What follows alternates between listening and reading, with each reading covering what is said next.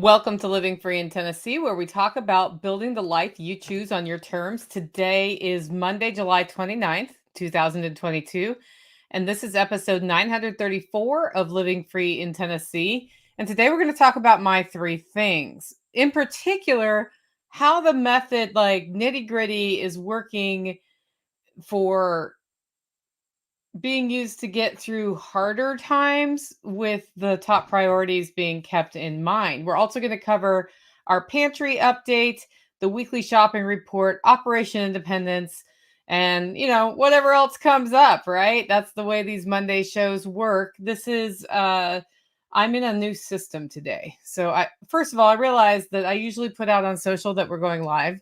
And for some reason, it's because I was messing with my studio. So I was messing with my studio, and as it turns out, I didn't tell anybody that we were going live.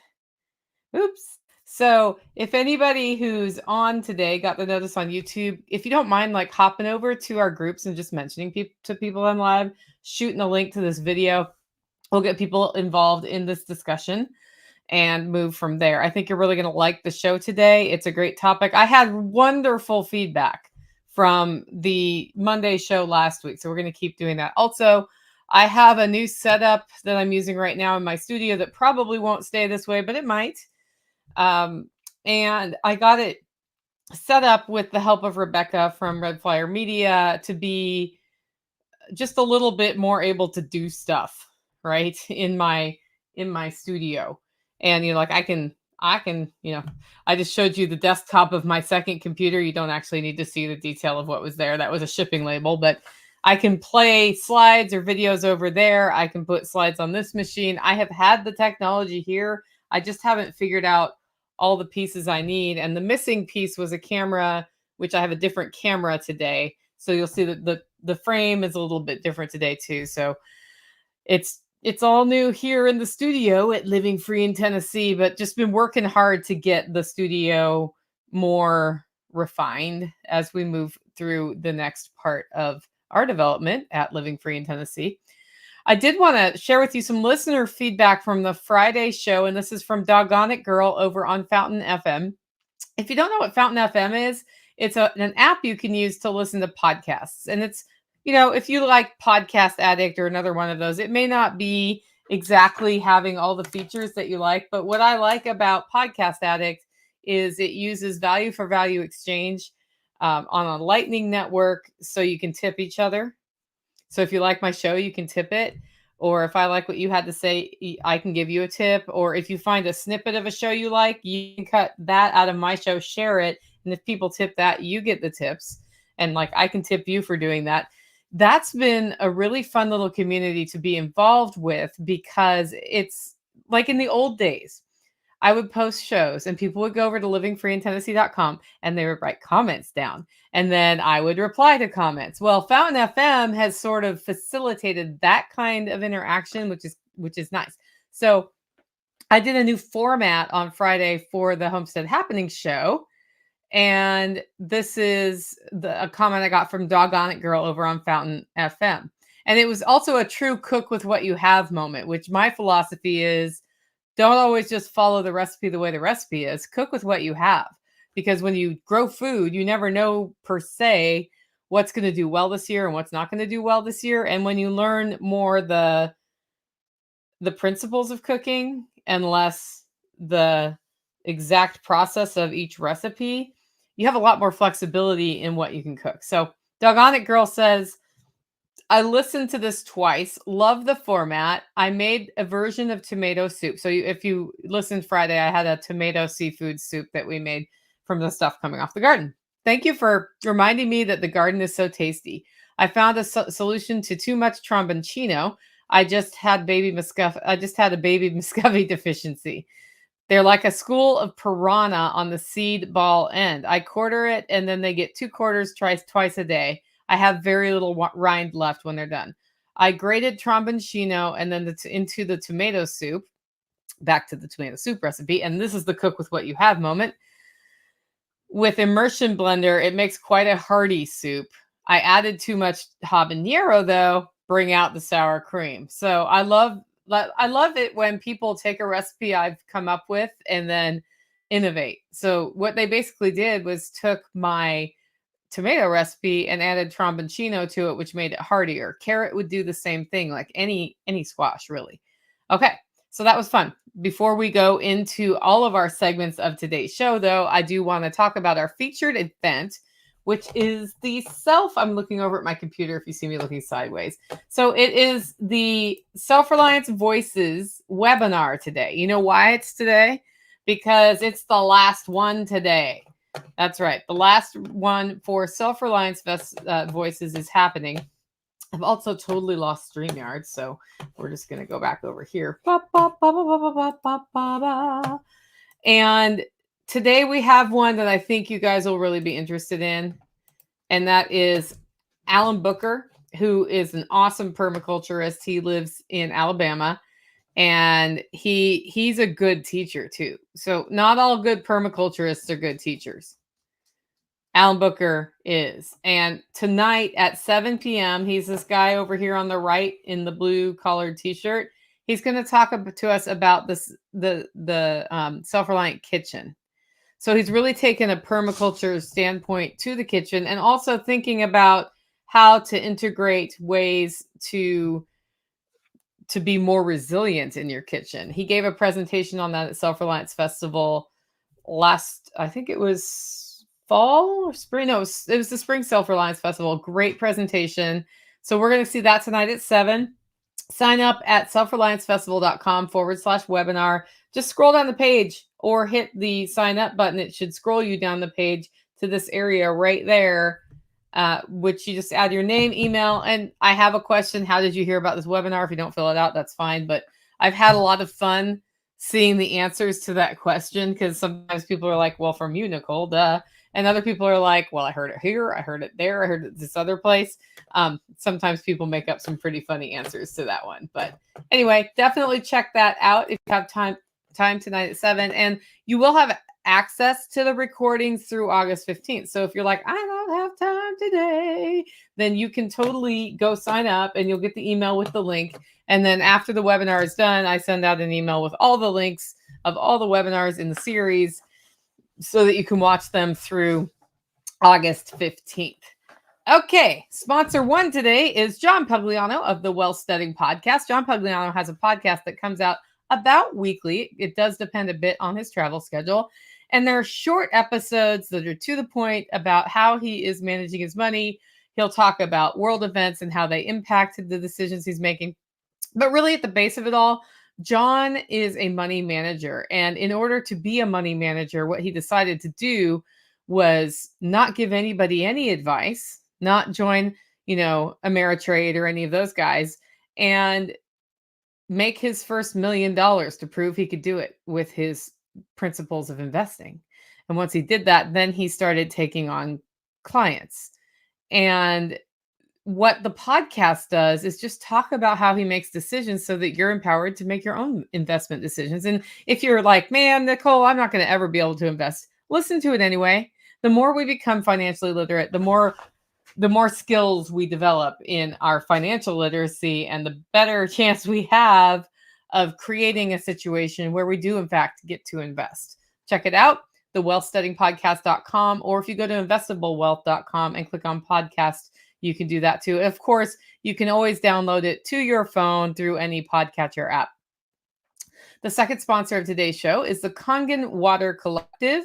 And this is a group of people put together by Louise Milliman and Erica Bradford, who, if you've come to Self-Reliance Festival, that's who you've seen at the booth, unless you saw Louise's husband. And they got into the Kangen water machines, which make hydrogen water right out of your sink with electricity, and just decided their mission in life was to share how the water can improve your life, how it can be used, to cleanse your system, the benefits of hydrogen water, and other things you can do with the machine, like turn it into laundry detergent, that sort of thing.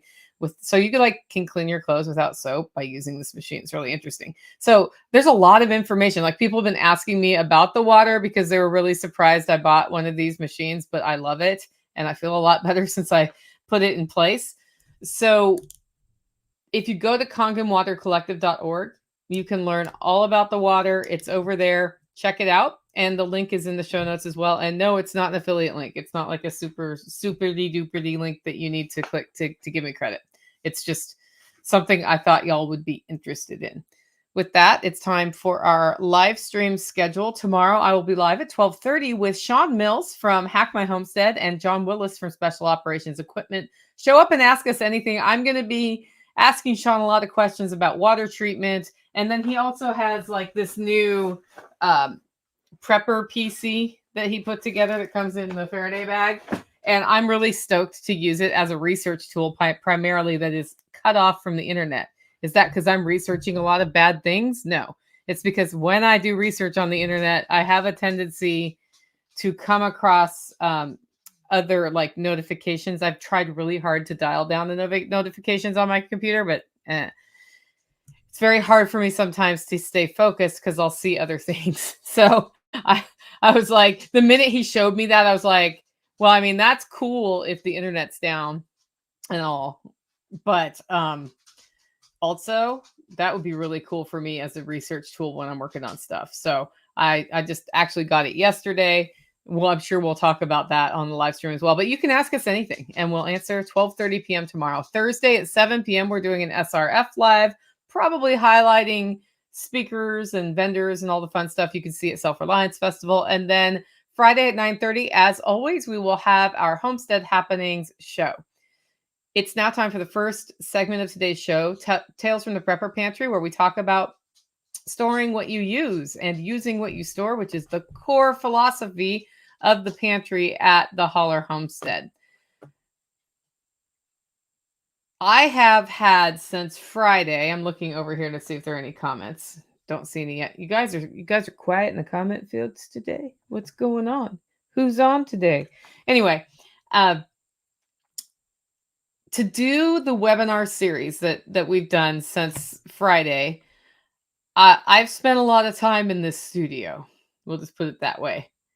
V for Vendetta, 5 out of 5. All right. So I bet my audio is better here than it has been on the webinar. I realized the other day that yesterday it was going through my computer instead of my mic up there. For some reason, I didn't notice it. Anyway, getting things ready for the Self-Reliance Voices webinar has been a little more time intensive than the last round. And the last round was pretty time intensive because it was the first time we'd done that format.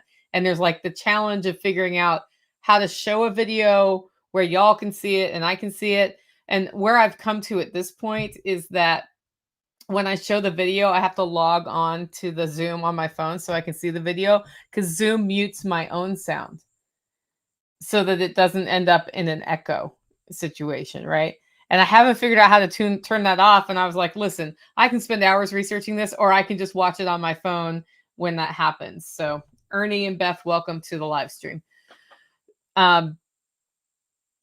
This means that cooking from the pantry has not been super easy, but I did finally get things rolling. So like Friday, I don't even remember what we did.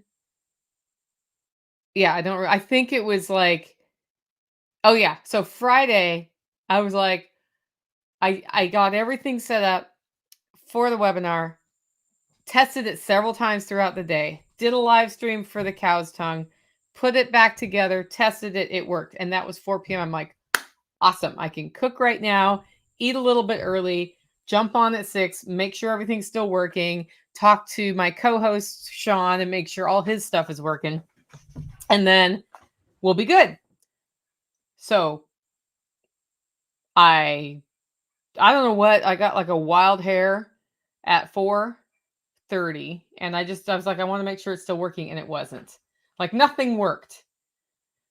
Everything wasn't working, and rebooting wasn't helping, and all of that. So fast forward to it's 6:30, and I'm still messing around with the whole thing. And in between there, I had talked to Tactical. I'm like, I don't know what's for dinner at this point, because this is what I was going to cook, but it's not happening because I am in the studio right now trying to make the studio work.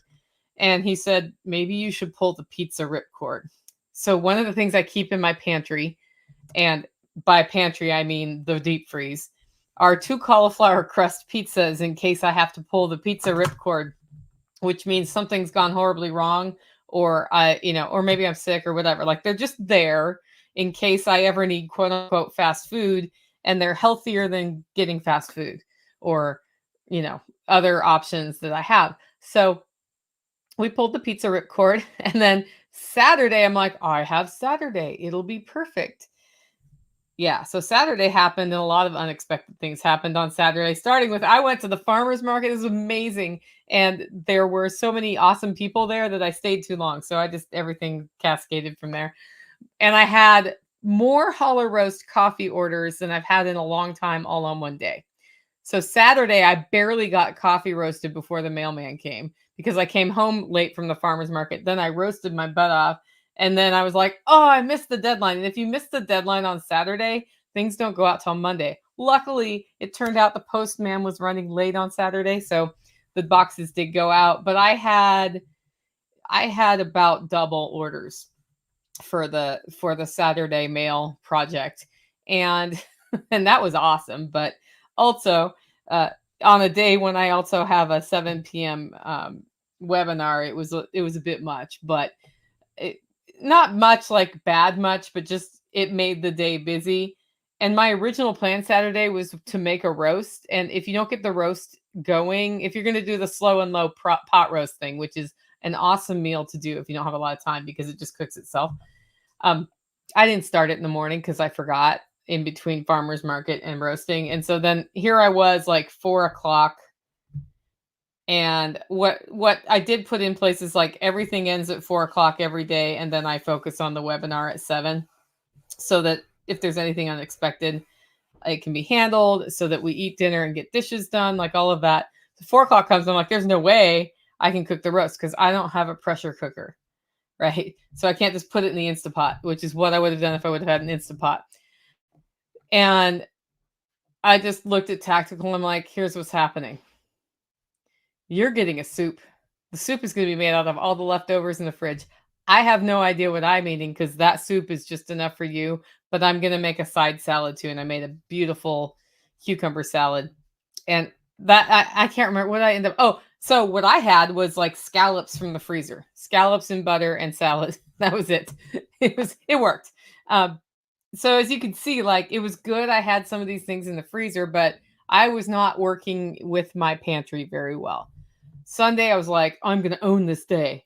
And I got up and I'm like, the pot roast is the prime directive of a Sunday. And totally did it all right. Sean Mills popped in with that prepper PC and showed me how to use it. And dinner was served at 5 p.m. So if there's a 7 p.m. webinar, 5 p.m. is when we need to eat. So I can eat, clean up, tech check at 6 and be done.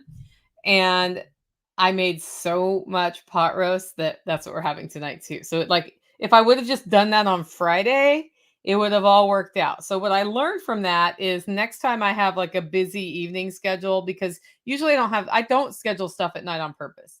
And the reason I don't is like my whole next day is a little bit off if I've gone too late the night before. So, like when I went on Angry Prepper's show, I was like, okay, I'll make an exception because that's what his show is, right? And I like that guy and it was fun talking to him. But I try not to do a lot of those back to back. Well, when we do these evening webinars back to back to back, then I end up all like out of sorts because that's not the way I like to organize my day. But next time I have another series of these that I've decided to put into my life, then I will totally start with the pot roast, do a whole bunch of pot roast so that it lasts for a couple days. Because tonight, all I have to do is a vegetable saute with the pot roast and we're done. I could add a salad to that or whatever. We just eat meat and vegetables most of the time. And it's really nice to have stuff coming off the pantry for that. There was a freeze dryer mishap this week. So the freeze dryer is back up and running. And I had this heating elements won't come on error. And it happened again in the middle of a load, in the middle of the night. And let me tell you what happens when a Harvest Right freeze dryer has an error and it's in your house. You hear it because it's got an alarm that goes off until you deal with it. Unless you close the door to that room, turn on a fan and cut it out. However, my cats were very unhappy. The cool thing is it's keeping the food frozen at that point. So the reason I didn't want to get up in the middle of the night and deal with it is I was going to have to walk 4 trays of tomatoes out to my freezer in the middle of the night and I didn't feel like doing it. So I took care of that. And I started digging a little deeper into this error. And I went online and looked at what the problems could be. And there's the elements like plug in. So sometimes that connector gets messed up. I believe there's a, I don't know, it's an electric thingy that controls how much power goes where. I forget what that's called. That can go bad. I don't think that's the problem. What I noticed was when I pulled the trays out, there was water pooling at the drain port a little bit. So I think my freeze dryer is not draining. So I'm going to like make sure we don't have a blockage there. And then also I may tilt it back. Like I have quarters under the feet to make it level. I think I'll add one more quarter to have it tilt just ever so slightly back to make sure when it defrosts, the water comes out, because the back part of the heating element has electronics there that run the heating elements. And I'm wondering if they're sitting in a pool of water, if that might be causing my issue. So I used contact cleaner on all of the contacts. I've left the heater element out to make sure it's good and dry. We'll try it again and see if that fixes it. And if that doesn't fix it, and it's not that whatever electric whatever thing is, then I will end up probably having to buy new heating elements or troubleshooting which heating element it is. I think there's a way to just change an individual element, but I'll get into that as times go on. I don't think I've ever had a commercial piece of equipment that doesn't require some sorts of repairs over time. And we're at year 4 with the Harvest Right freeze dryer, I believe. 4 or 5. I might have gotten it in 19. I think I got it in 2019 before the 2020 craziness, but I'm not 100% sure about that. No, I'm 100% sure I got it in 2020. So totally after, the world quote unquote ended. I see that Wendy Homestead is here as well. Hello. Ernie says he's cooking white rabbit chili for dinner. Raw ingredients from homegrown food storage. Crock pots are the best. Yeah. Crock pots and Instapots really help when you're having a busy time, or just an enameled cast iron thing on your wood stove in the winter works pretty great too. Tactical is going to be helping me with the freezer reorganization because Mama Sauce is not here. And I was like, listen, I can't find anything. So it's time. And every so often I have to go through and make sure like things are with like things. And what's happened is as I've processed food, it ends up having like, you put like the lamb here and the lamb there and the lamb everywhere, which is where we're at. And it ends up a mess. And I'm sorry, I was a little distracted there. I was hearing a really strange noise that sounded like water glugging in my house. And I don't know why I was hearing it. And now I've just heard the coffee maker go. And I understand that there's a person in my house. So I thought something was like back guggling out of my drain. And I was like, I might have to cut the podcast short because my drains are backing up, which they should not do. We have an interesting winter storm coming through right now too. Lastly, I've really been thinking a lot about how, plants that we cultivate can sense what we need.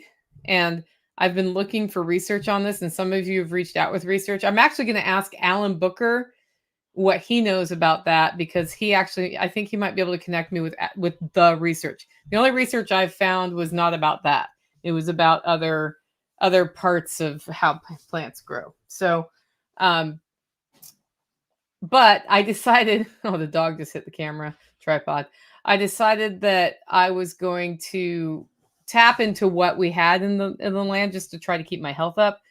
And I went outside and I thought, what would be good with roast? And I went to my mint patch and I cut a bunch of mint and I cooked the pot roast with garlic, mint, onion, cumin, and salt and pepper. And that was pretty good. You don't usually think about mint and pot roast, but it was pretty good. I just put like whole, fresh mint in there so I could just pull the sticks out later. And it turned out great. So that's my little thing I experimented with. I thought I'd share with y'all. Our next segment is the weekly shopping report from Joe. Joe says, we went to the Dollar Tree for the first time in quite a long time. The food coolers were decently stocked. I don't see any big changes. Home Depot, price online for a 2x4x8 is $3.48.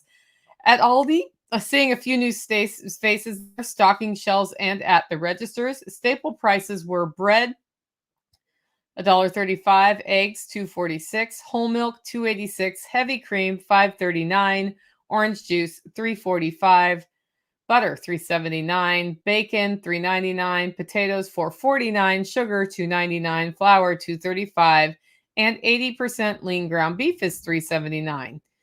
They went to Rural King. It's a hard word to say. And she thought, Asanya, his wife, thought there were a number of empty shelves around, primarily in the livestock area. Not unusual this time of year, guys. A gallon of untainted, that is ethanol-free, gasoline remains at $3.59.9, which is great. Next up is Operation Independence, where we talk about building local ongoing revenue into our lives and also getting out of debt. Guys, my house is going to be paid off in about a year, unless I pay it off sooner. And it's down, at this point, it's down to an amount of money that if I had to just pay the stupid thing off, I could. And the only reason I don't is the percentage rate on my house is lower than inflation. And so I might as well just keep the cash in my pocket right now. However, when I pay it off, I won't have like the mortgage payment every month. And I probably can reconfigure my homeowner's insurance to get a little bit better of a deal. But that's something I've been looking at every month. I'm like, how much more do I owe? How much more do I owe? It's a really great feeling. And I can't wait till all of you get there as well. I know some of you have long been there. The people who were willing to go live in a camper parked in people's backyards and buy their land outright and build without going into debt don't know what I'm talking about as far as a mortgage goes. So that's another way to do it. You know, a lot of people talk about the struggle of getting land, especially if you're really into homesteading and rotational grazing and all those things. And if I cut out, guys, it's because we are just being nailed with a thunderstorm right now and lightning and thunder. This is great. Sometimes it takes sacrifice. And I've talked to more than one person who lived on their land in a tent.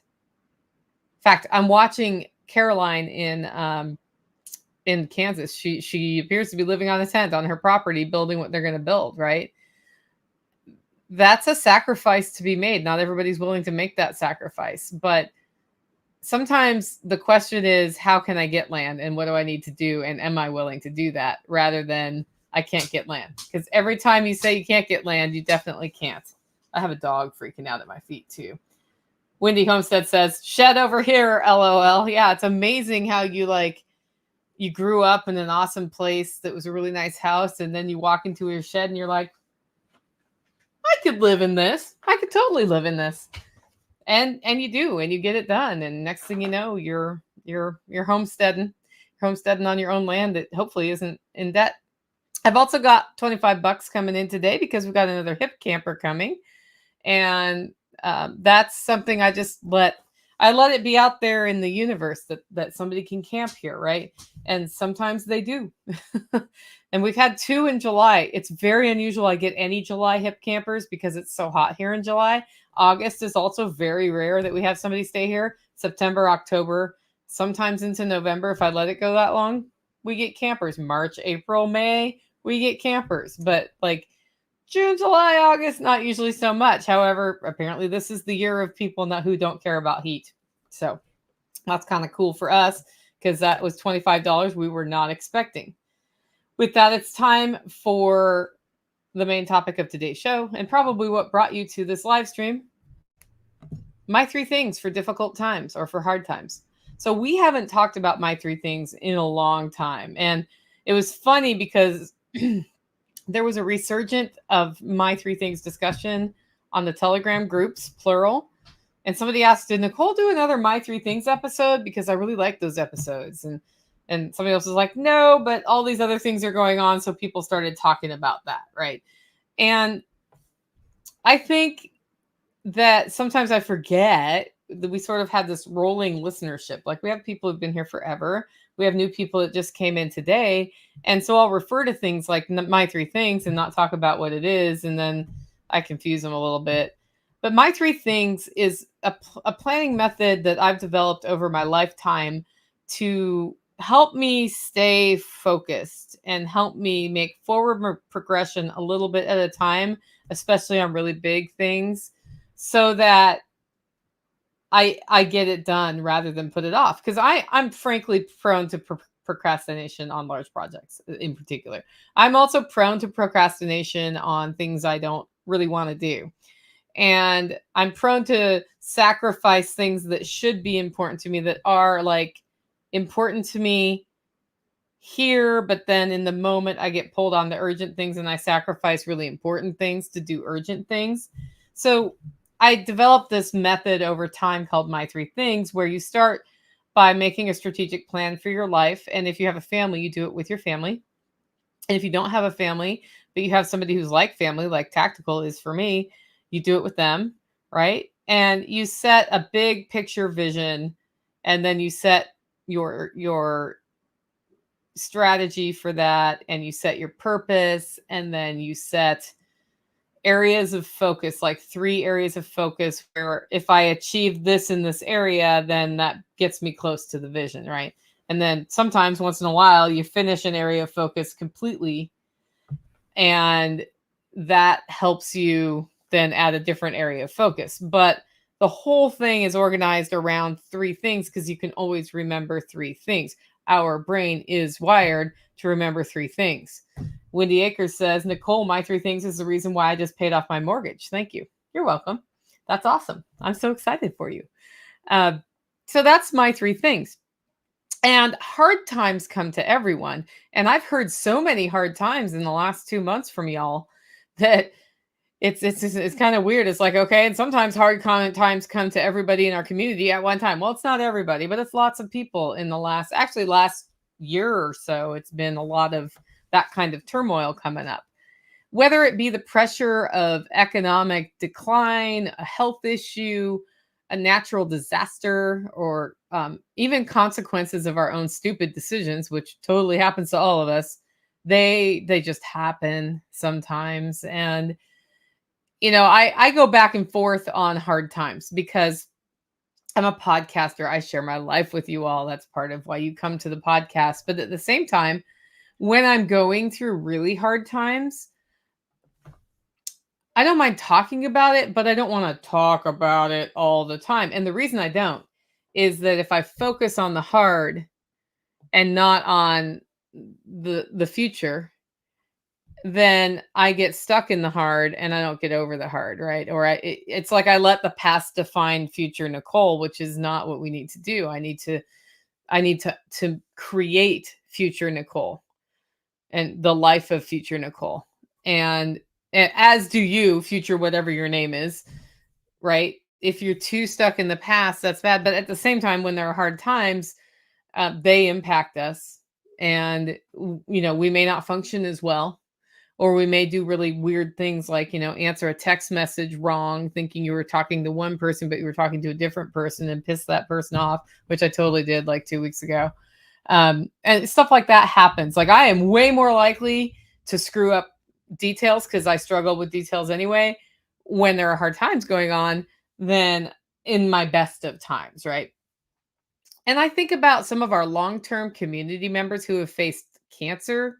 Like, we have more than one person that's overcome a hard cancer battle. And we have some people we've lost to cancer in this community. Marriage dissolution, deaths of children, which is horrendous.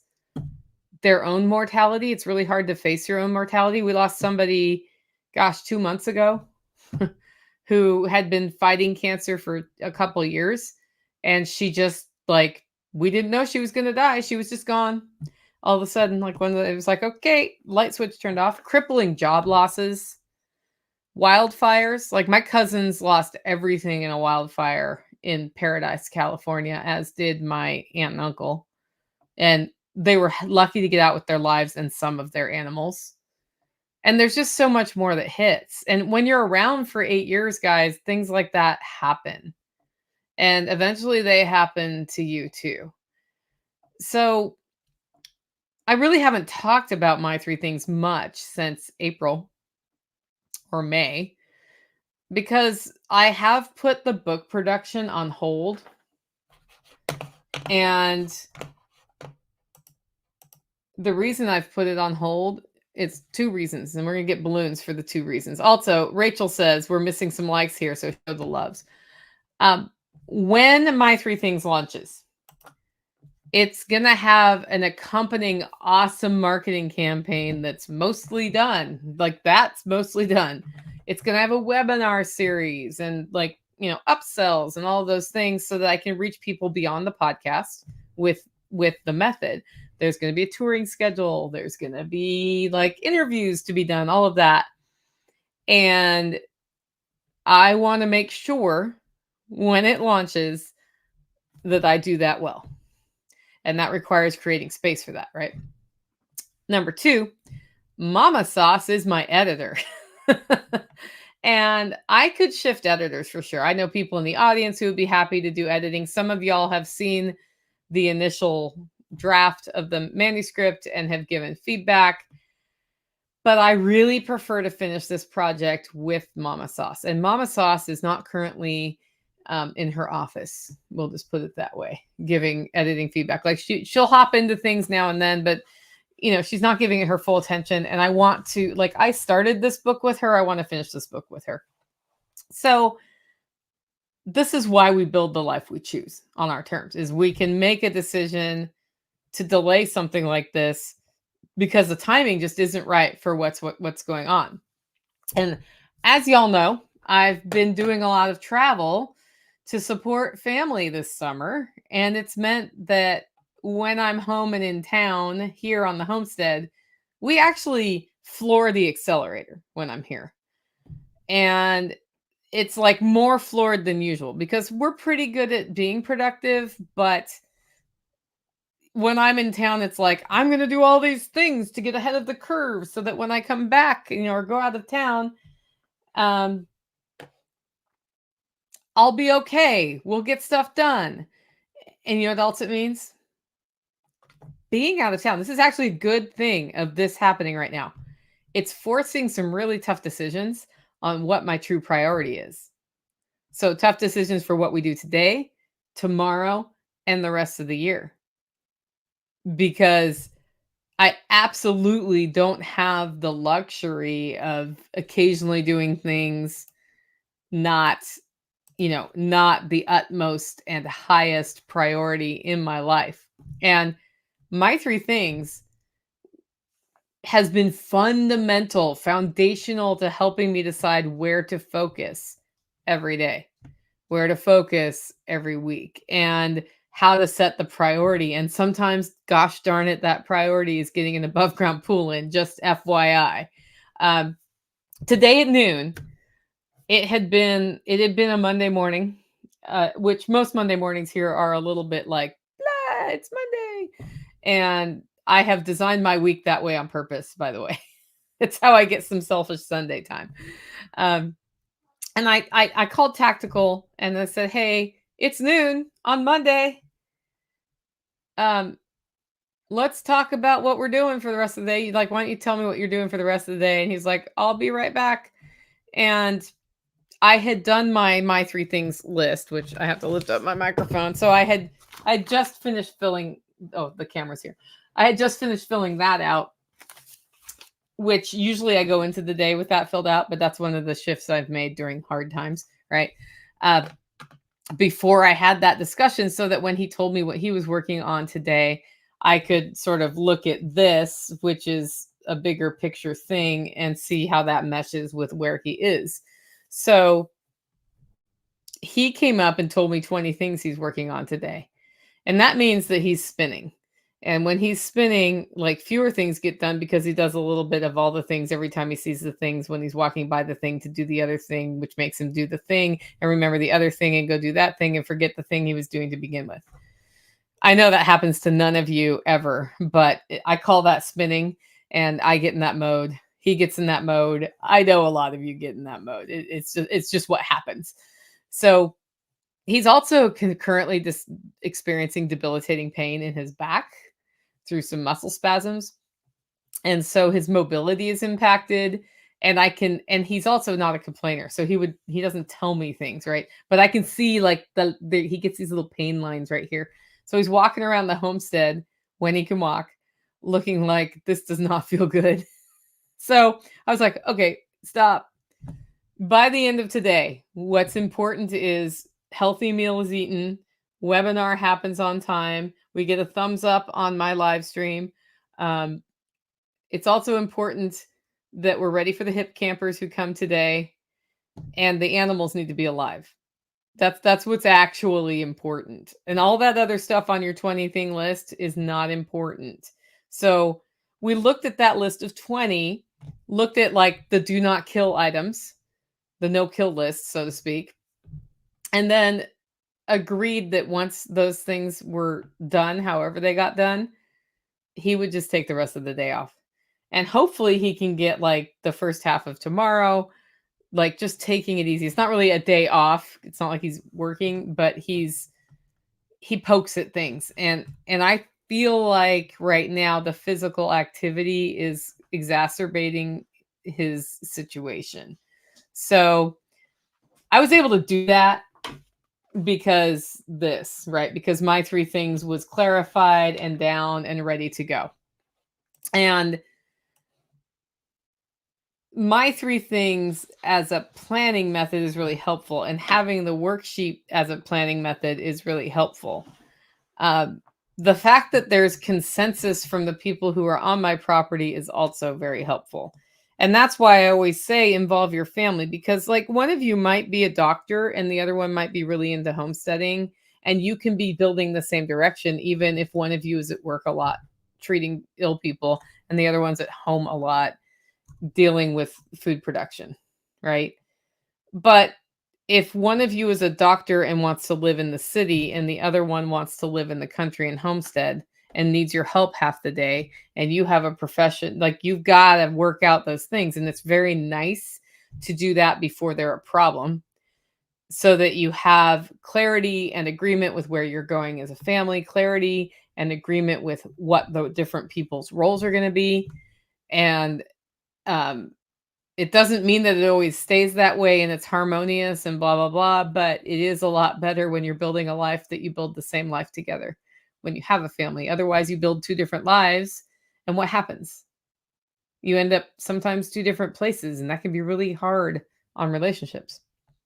So, um, I think anytime you're doing a project with people, or like a big project like Self-Reliance Festival, really could use this probably, its own strategic plan. But then also for yourself, like be honest with yourself about what you're wanting in life, not necessarily on a homestead raising animals, but I want this kind of lifestyle.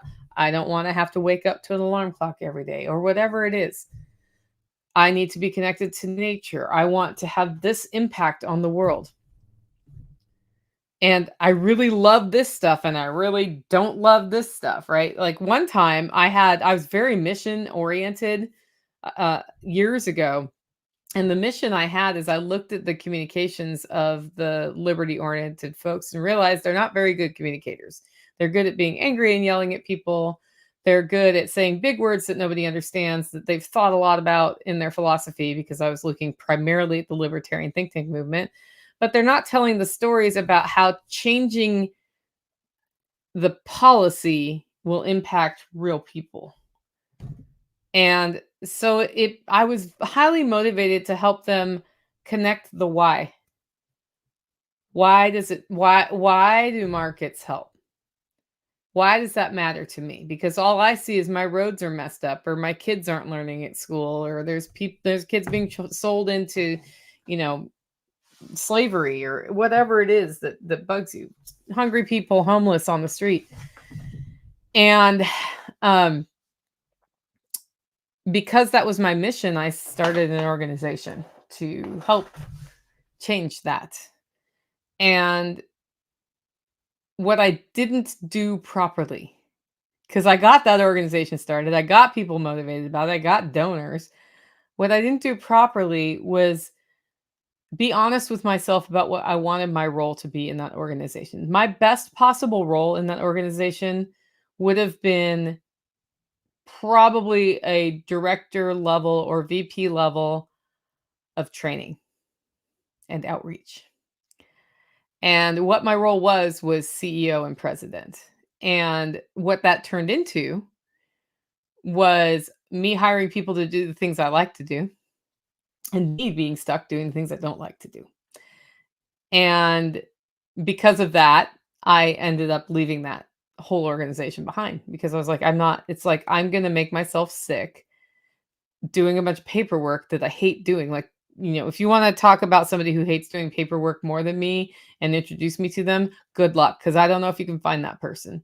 But you might be able to. They might exist, but it's pretty low on my I like to do it list. It's not just a pain in the butt and annoying. Like I find it physically abhorrent. Like it makes my stomach hurt to do paperwork, but I make myself do it because it's a necessary thing for me to do. And it is, in fact, the first thing that I work on outsourcing when I have more money is a bunch of stuff like that. I hate it. I like having the information from things being caught up. I don't like doing the catching up part. Like I work with somebody on a lot of spreadsheety things that they do spreadsheety things and I don't do the spreadsheety things. And sometimes I do the spreadsheety things because only I can do the spreadsheety things, but then they make my spreadsheety things better. And then I have the information from the spreadsheet and that makes me happy, right? But all those other steps leading up to it, not good. And so if I build a job where I'm living in that spreadsheety detail zone, then I've made a terrible mistake in my vision and my purpose and my strategy for myself, right? And that same goes for your life. We get so used to programming that is done by society about how we should live our life and what we should find important that we walk away from what we actually want from our lives and what really is important to us. And for me, what's important to me are relationships and family and living a healthy lifestyle and having a connection with nature and helping other people discover how they can do the same thing, basically. And my organization name was Spark Freedom because I help people. I'm a spark. I help spark people towards their path. That's the thing I do best. And then I'm also really good at connecting people with people who should know each other. And it's always been a struggle for me to figure out how do you monetize sparking change in others because the people who benefit the most from interacting with me don't have money right now. They have money later. But they don't have money right now because they've had to reach a low enough point to get the spark. And then later they have money. Well, what I've learned over just the genesis of this podcast is I also, because I'm a connector, people stay around. And over time, as they become more prosperous, they find ways to interact with me financially because usually they're thankful that I sparked change in them. And they've made the change. And because of that, they're like happy. And I think I could be better at tapping into that for my own personal wealth long term. But we are where we are right now. And the only reason I've gotten to that point is by making my 3 things life strategic plan. So then we've hit sort of the skids this year where there's just been a lot more challenge to overcome. And life, Jack Williams says, I hate paperwork. By the way, related to me, that's my uncle. So I think it's a genetic thing that we share about paperwork. So this year has just been hard, whatever. Not hard in a poor me, oh, it's so hard sort of way. It's just like, it's one of those years that's just going to take more work. And it's one of those years that's pulled me away from the homestead. And I like to be on the homestead doing the things. And had I not had the life strategic plan and the My 3 Things plan, this time of hard times would have probably also led to some financial challenge or, like I'm just going to say it, not financial ruin, but it would have probably in former times in my life when I didn't have this would have made me take out the credit card to do things, which then makes me pay interest on that. And then you're working for the interest and not for the forward progression when you do earn money, because some of the things I've had to do have cost money, right? So here's what I've learned about my 3 things through this time, because this is actually the hardest time I've been through since having a My 3 Things plan, which I've had for, on and off. I've had it for a decade, but seriously for 6 or 7 years, the current plan. And because I've had the current plan for that long and been working on it for that long and having so much success with the plan, um, it's well ingrained into my day-to-day lifestyle, which is great. Um, but the things I've learned that are different when you're just going through it's crazy busy and there's a lot of things I need to do and all of them seem important, but I actually have to make priority decisions is 10 minutes a day. That's right, 10. 10 minutes a day spent reevaluating the big picture of where I'm going and what we're doing here and what has changed in the current environment and what that means for today's plan is very important. And for me, it's not a first thing in the morning thing, which is usually is in other times. I do that either the night before or first thing this morning in the morning. It's a really good midday thing for me because that's how things are changing. They're changing in the morning for the afternoon a lot of the time. And then that spills over to the next day, which also means I have been redefining when my day starts and when my weekends are. So this week's a great example. I worked the whole weekend and I usually work every day anyway, but like on the weekend, it's like a lighter work and more of a homestead work thing usually, but not not right now because of the webinar series. So my weekend is tomorrow. And technically I have a live stream tomorrow and there's a lot of other important stuff this week, but I have dedicated hours to some of the more restful house making, home making, homestead making pursuits. And it's a Tuesday, not a Saturday or a Sunday. So who cares? Who cares? Likewise, with the start of the day, my noon to do item being done while I eat lunch and then I do it. And sometimes I write things on there that I did and I'm really happy I did that wasn't on the other list. And then I cross them off for the endorphin rush, but not everybody's that weird. But that 10 minutes a day to reevaluate what's happening with an eye towards the big picture has been indispensable. Indispensable. We also talk about my 1-3 thing. So as you get into the My 3 Things series, which if you look at My 3 Things on my website, just on the search bar, you can go find the series of podcast episodes where I explain it in a lot more detail how it works. And there's also a webinar that I did with members that's in the member portal that just takes you through the My 3 Things series. And there's a group of people on Telegram who talk with each other and have probably taken My 3 Things way beyond where I would have ever taken it. Just as far that they come up with ideas for it now too, because they've been building it into their lives.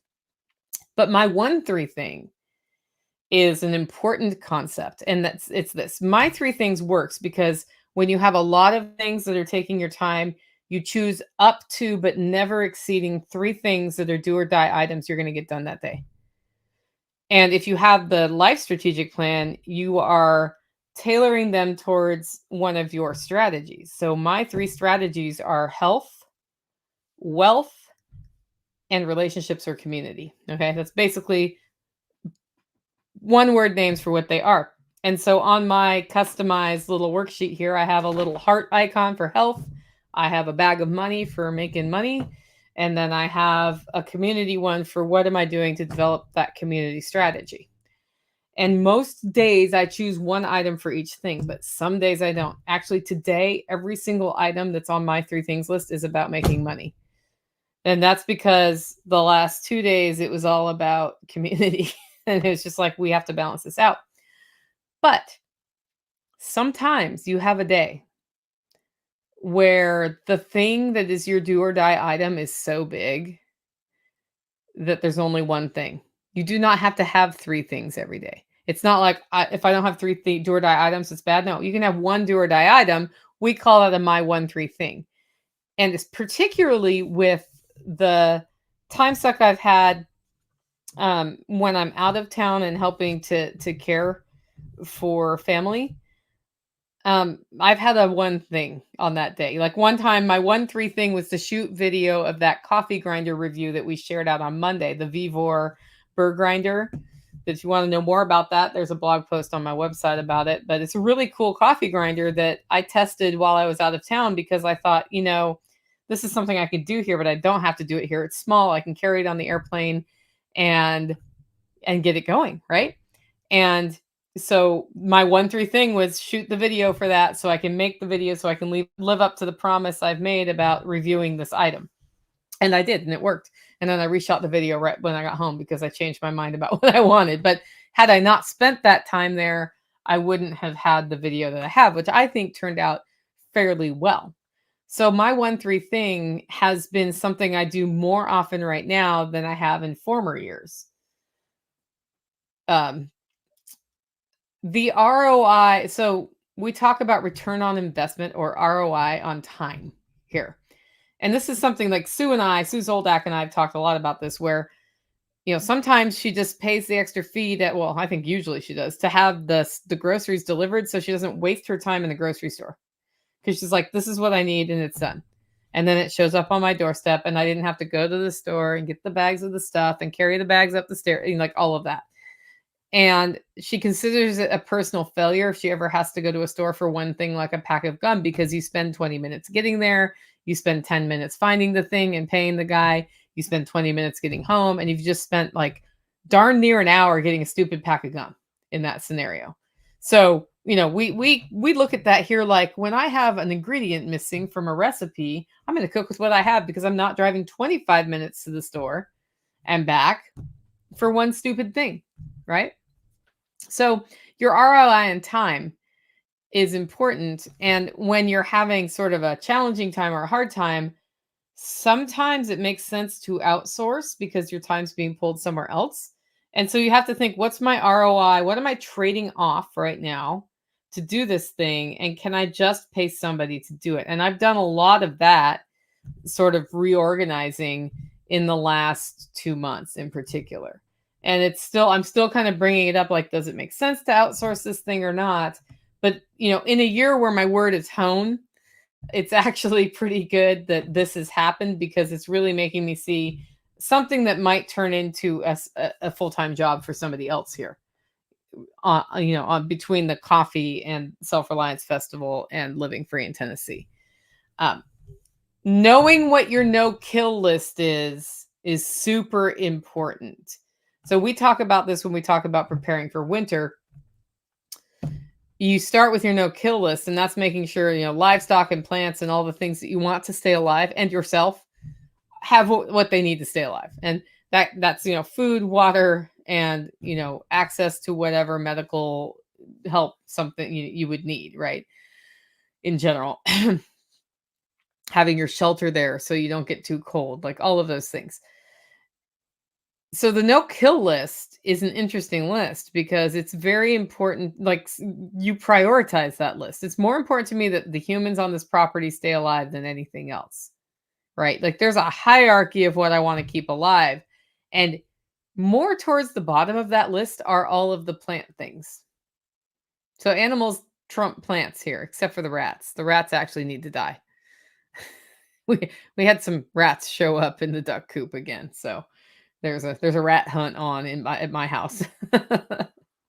So that's the no-kill list. And what that's meant during this time is having clarity on that list and the hierarchy of that list means the garden has gotten less of my attention, because that's a nice to have, not a, like, we will survive. I know enough people in the community where I can source premium, organic, locally grown vegetable matter over anything else. But the plants I did spend quite a bit of time making sure they did okay were the trees in the orchard, because that's a different scale of investment, right? Like, I put, a couple $1,000s into getting the whole thing done, and I don't want to just blow that money. So when the fire blight came in, I was like, yep, we're going to hop to, and we're going to spend the time it takes to deal with this, even though it's annoying and not what I want to be doing right now with my time. It's what I'm going to do because the food forest is important to me.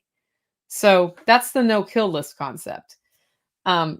Using your areas of focus to stay up on taking good care of yourself in a hard time and those around you is important. Like, Tactical would have never noticed. Well, he wasn't going to say anything about the fact he's in pain, but I can just see it. And because health is important to me in the areas of focus, also his health when he's, living here. I I suggested we do something different so that he can not make whatever's going on worse, right? But also, usually, probably since June 1st or May 15th or somewhere, if you look at other days, the very first thing in the heart section is work out. And it's because I know this. When you're spinning in your head and when you're really busy, the thing for me that it is easiest to take off my priority list is getting the walk in with the dogs and doing a workout. And when I get a walk in with the dogs and do a workout consistently, I feel better. I weigh less, I'm more mentally clear, and I feel physically better. And then I'm able to do things and I have more energy. But it's so easy to sacrifice that. That's why that's one of my primary areas of focus in the life strategic plan is that that's the thing I will put off, health. Like I won't put off, extreme health problems, but it's something that takes day-to-day maintenance is very easy to be like, I can miss this one. I can slide, right? And they do that like 3 or 4 times in a row. So that ends up on my list almost every single day. And because of that, I've actually been able to maintain like a decent physical condition through this rather than go downhill because I don't want to go downhill and I need the energy to be strong through what's going on. Right. And listen closely to your body because your body knows what's up. And sometimes your body's like, you need to sleep in today. And sometimes I let that happen. As much as we talk about, you got to get up and you got to do the hard work. And sleep doesn't matter. It does matter for me. And as a result, I just go to bed earlier now. I go to bed earlier so my brain will stop so that I get enough sleep at night. And then I wake up early and I just hit it hard. And that's just by listening to my body. Other people can get by on 4 or 5 hours of sleep. And can I make myself do it? Sure. Have I been getting by on 5 hours of sleep since Friday? Absolutely. Because after the webinar is done, it's like 9 o'clock by the time like I send the follow-up email and then I like close down everything in the studio and then I hit the living room, right? I'm not going straight to bed at 9. At that point, I was like, that's what's going on in my head. So it's more likely I get to sleep around midnight and then I'm up at 5 again, right? So I'm looking forward to tomorrow. Tomorrow, I'm probably going to bed really early because the webinar series is over. And I'm happy. Like, I'm totally happy with the webinar series, but it's just, it's what I know is the trade-off that happens. So the big question is, and this one Tori probably wonders, is am I doing the worksheet every day? And I'm going to have a true confession for y'all. Even though it's my method that I've developed and my worksheet that I've developed that works really well for me, I don't do the worksheet. I have during this hard, like challenging time, I haven't done the worksheet every day. But I've done the method every day. And, that may work differently for different people. Some of you are really good at specific routine, methodology, blah, blah, blah, blah, blah, right? And that works for you.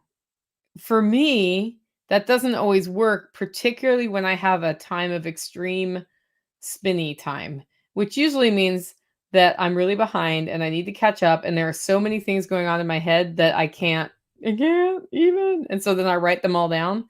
And that's like the big brain dump. And the big brain dump does not fit on the worksheet. It fits on, 3 to 5, 8.5 by 11 pieces of paper in a list. And then I start prioritizing them and think of more things I keep adding to the end while I'm prioritizing. So what I've been doing is using the worksheet at least 3 times a week. And today was one of my days to do that. And other days, I just have this, trying to think if I have one here.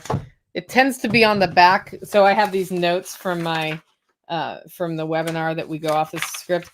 I then take these pieces of paper that are blank and turn them over and write lists on them and put them on my breakfast bar. That's what usually happens.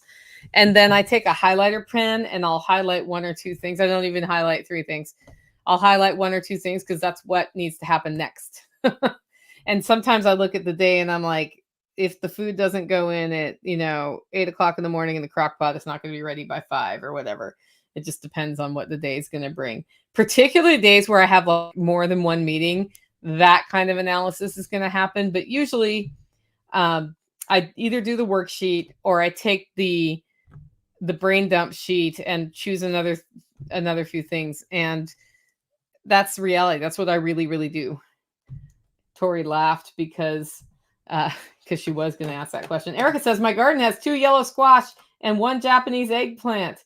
Everything else is done. It's been a hard year this year in Tennessee. If you're growing, I can't remember where you're from, Erica, but we had an early heat wave and that was hard on gardens. I was really lucky. I had insisted on putting shade cloth in my garden before I went out of town in June. And then the oven turned on while I was out of town because that really helped some of my plants not die. It did not help my green beans at all. So all in all, the method has helped me a ton.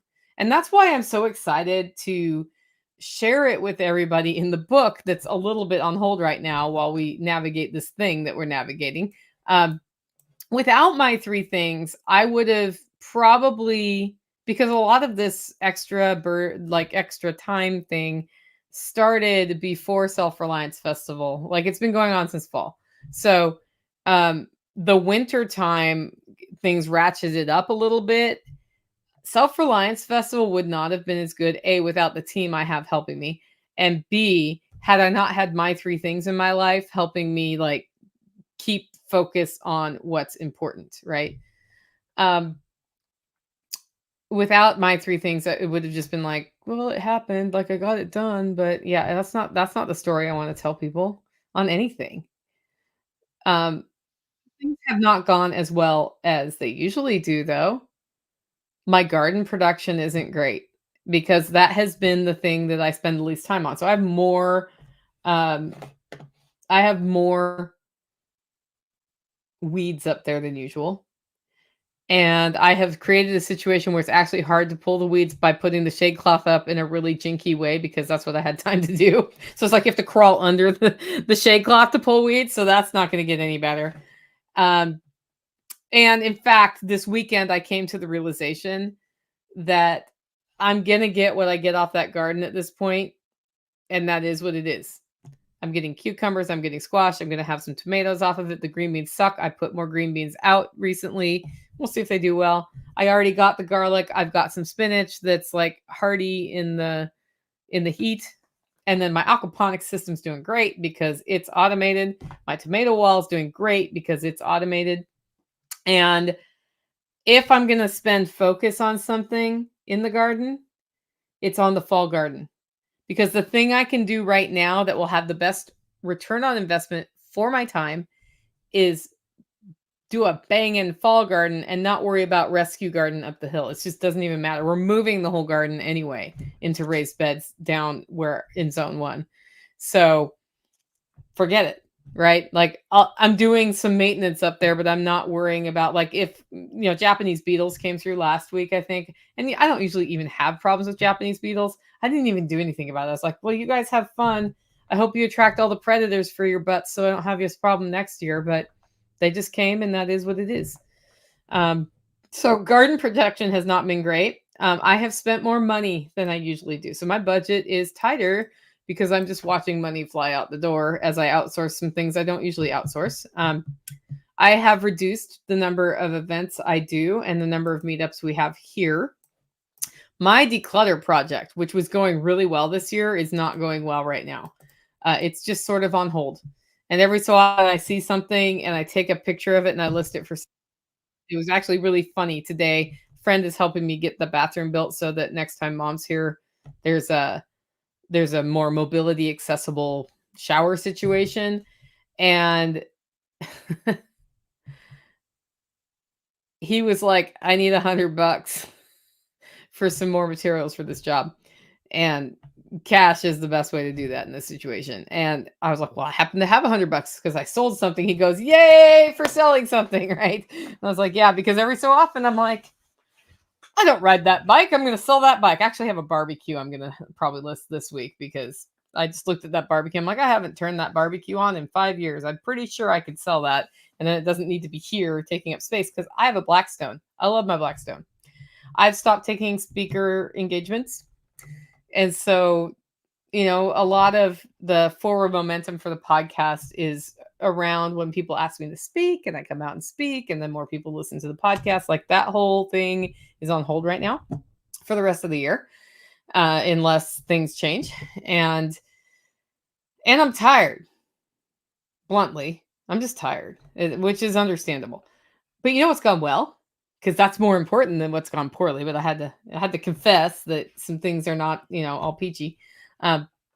Knowing what to outsource so that I can. I've had actually, I think Kiri was on earlier. I don't know if she's still on. Anyway, she's been helping me with some email text. So for the Voices series, we send out 3 emails a day. Like one reminds you it's happening, one says it's happening in 10 minutes, and one says this is your stuff.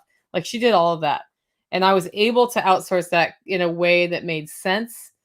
And it was very helpful. So there's lots of things like that that are coming up, and knowing what I can outsource is great. Keeping the focus on the important over the urgent, because everything seems urgent all the time.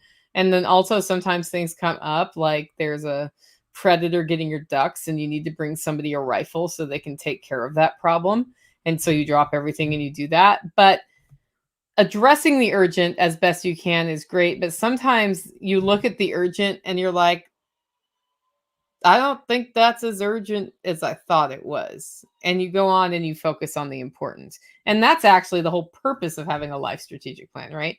Is you remind yourself on the regular, this is important. And that other person complaining to me, they're urgent. Does addressing their complaint help me with the important? No. Well, then why am I addressing that complaint? That bluntly, that's how that works. The really cool part, the thing about using my 3 things through this time is, again, I told you at the beginning of this, I'm a great procrastinator. I'm really good at it. I can procrastinate better than most people I know. And if I do that, and I'm also very good at getting things done very quickly when under pressure.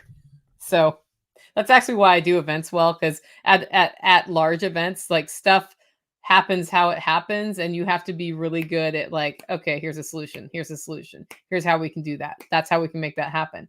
But if you do your homework and you get your stuff done ahead of time, you avoid some of those urgencies. And using the My 3 Things method has really been helping me get ahead of the curve so that I prevent things that could go wrong from going wrong, so to speak. And that's been pretty darn important, because when you get ahead and then you like suddenly have to travel somewhere, it's already done, right? Like I already have, I don't know, whenever I cook when I'm home, I've been cooking extra volume so that we can either eat on it for several days or I freeze it. So then, because I provide the meals for Tactical, he can cook, but he doesn't always make it happen when I'm gone. He now has right now there's 5 meals in the bank for him. I can go away for 5 days and all he has to do is heat it up. And that means that on a drop of a hat, I can go away for 5 days and not have to worry about it. That's what I mean by working ahead. It prevents things that could go wrong, because if I'm not here, then that's starting to go wrong. And, I think some projects that have gone pretty well during this time is the Legends webinar that's happening right now. It's been really good. There's been a couple technical things that happen, but technical things happen, right? We've had good attendance. We've had good engagement. I've got hundreds of people watching those. Like they're not on live, but then they're watching them after the fact, because some of them can't be on at 7 p.m.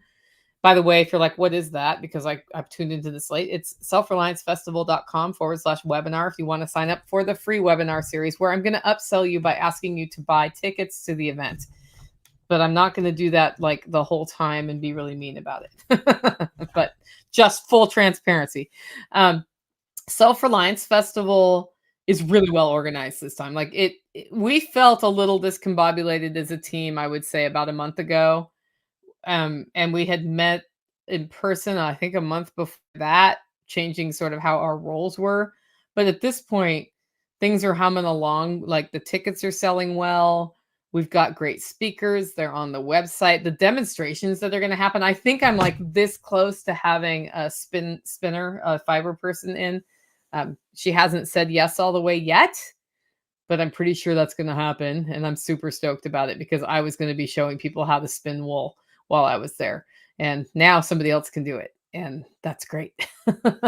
Um, so that's gonna be there. We've got a biochar demonstration.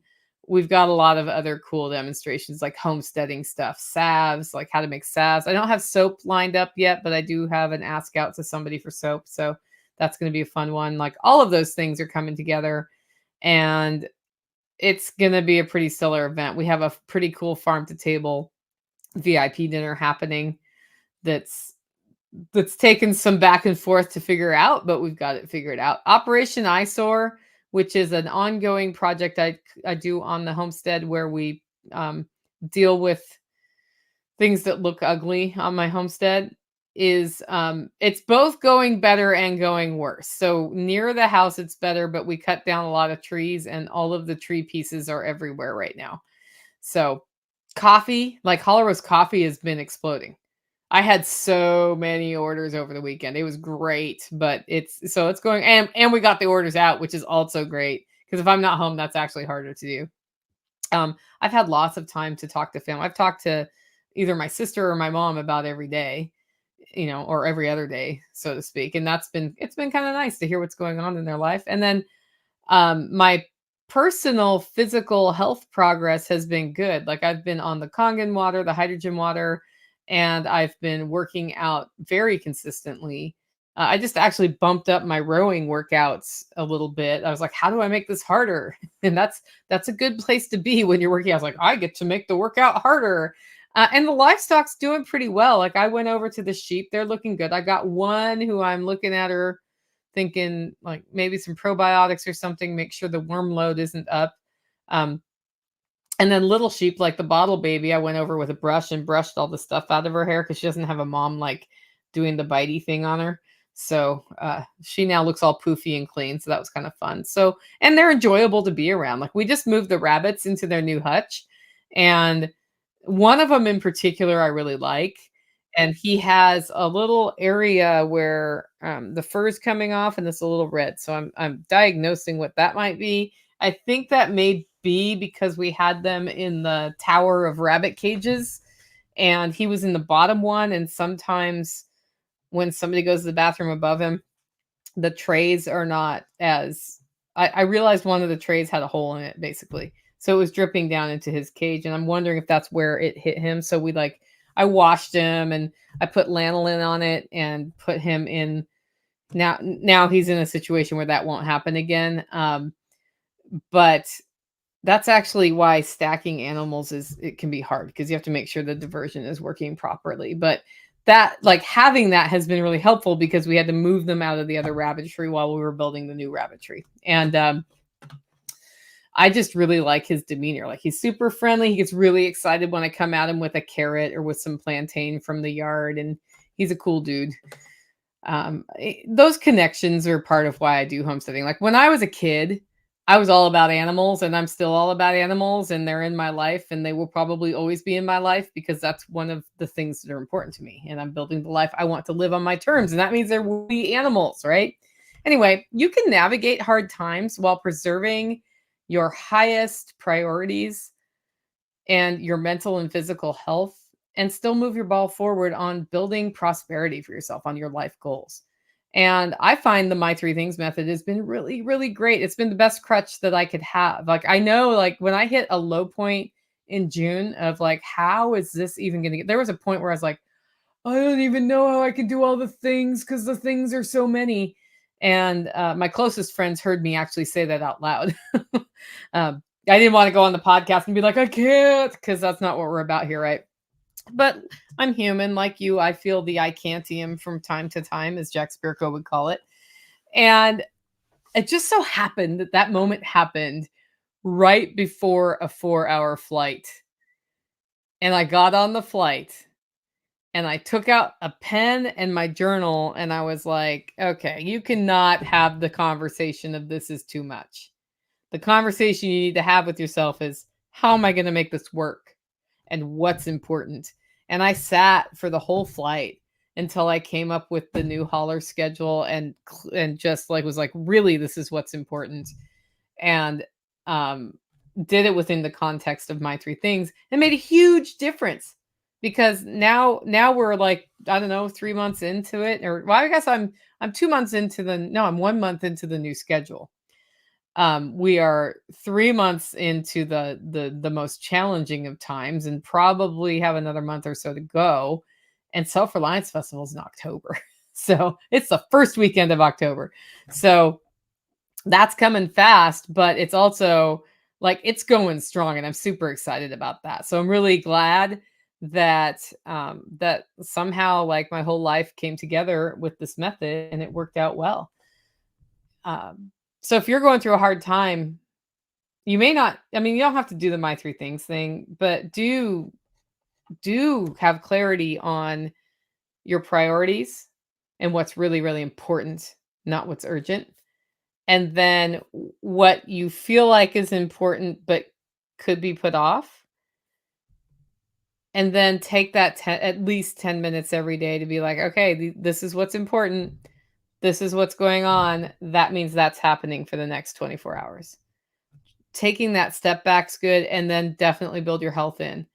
If you're feeling like I don't want to get up every day because this is too much and you're not getting up and going on a walk or getting up and doing something physical every day, start there. It can be a 15-minute walk, it can be a 10-minute walk. It will start, I promise you, it will start making all the difference in the world. I have one question before we wrap up. And it's from Beth. Nicole, when do you hope to release your book? My book was going to be released in May. I expect we're looking more towards the end of this year, if not early next year, based on wanting to make sure Mama Sauce is involved in editing of the book. But I'll definitely keep you all posted as we go. We might actually start re-up webinar series based on that before the book launches. But I am waiting for some things. I'm waiting till Self-Reliance Festival is over to make that decision. Plus, we're doing a fall tree planting event. So, y'all, I guess I was probably supposed to announce that today. Like, save the date, November 2nd, half-day tree planting class at the Holler Homestead. Surprise! Anyway, if you like the show and want to support the work I'm doing here, you can do it in two ways. One, get your coffee at hollerroast.com. Two, consider becoming a member. That's all over at livingfreeintennessee.com. For that, guys, go out and make it a great week.